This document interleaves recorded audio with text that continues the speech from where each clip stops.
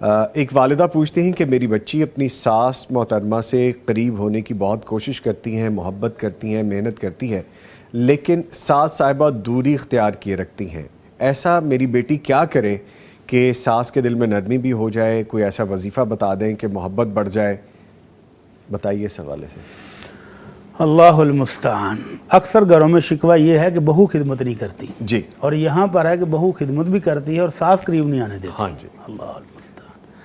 تو اللہ تعالی ہماری اس بہن کو اس امتحان میں کامیاب کرے، آمین۔